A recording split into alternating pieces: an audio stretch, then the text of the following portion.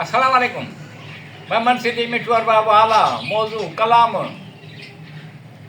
वाह कंहिं ख़ूब चयो आहे हालात कहिड़ा थी विया आहिनि ख़ुदा ख़ैरु करे। फर्स्ट क्लास वसी रहियो आहे मींहुं ख़ुदा ख़ैरु करे।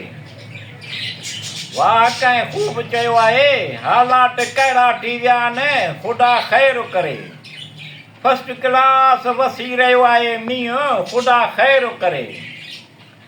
मोहबत ख़ूबसूरत आहे चोॾींहं जे चंड जी चमकती चांदोकीअ जहिड़ी। मोहबत ख़ूबसूरत आहे चोॾींहं जे चंड जी चमकती चांदोकीअ जहिड़ी। मोहबत एहसास आहे ख़ूबसूरत शाम जिते दिलि जी धड़कन ख़ुशबू जो सफ़र ख़ुदा ख़ैरु करे। वाह कंहिं ख़ूब चयो आहे हालात कहिड़ा थी विया आहिनि ख़ुदा ख़ैरु करे। फर्स्ट क्लास वसी रहियो आहे मींहुं ख़ुदा ख़ैरु करे। मोटी वसी रहिया आहिनि आसमान तां चाहतुनि जा। मोटी वसी रहिया आहिनि आसमान तां चाहतुनि जा। मौसम ॾेई रही आहे सौगात ख़ुदा ख़ैरु करे। वाह कंहिं ख़ूब चयो आहे हालात थी विया आहिनि हालात कहिड़ा थी विया आहिनि ख़ुदा ख़ैरु करे। फर्स्ट क्लास वसी रहियो आहे मींहुं ख़ुदा ख़ैरु करे। मोहबत जंहिंजे दिलि में घर करे उते रोशनी थी वञे। मोहबत जंहिं दिलि में घर करे उते रोशनी थी वञे। छा रोशनी का कॾहिं दायरे में समाइबी आहे ख़ुदा ख़ैरु करे। वाह कंहिं ख़ूब चयो आहे हालात कहिड़ा थी विया आहिनि ख़ुदा ख़ैरु करे। फर्स्ट क्लास वसी रहियो आहे मींहुं ख़ुदा ख़ैरु करे।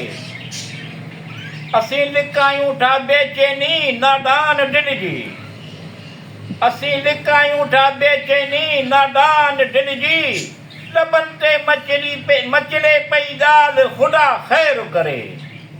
वाह कंहिं ख़ूब चयो आहे हालात कहिड़ा थी विया आहिनि ख़ुदा ख़ैरु करे।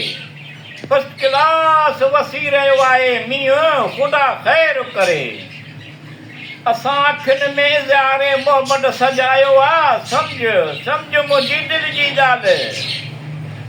असां अखियुनि में इज़हार मोहबत सजायो आहे सम्झ मुंहिंजे दिलि जी ॻाल्हि। असीं वफ़ा कीअं लिकायूं जज़्बात ख़ुदा ख़ैरु करे। वाह कंहिं ख़ूब चयो आहे हालात कहिड़ा थी विया आहिनि ख़ुदा ख़ैरु करे।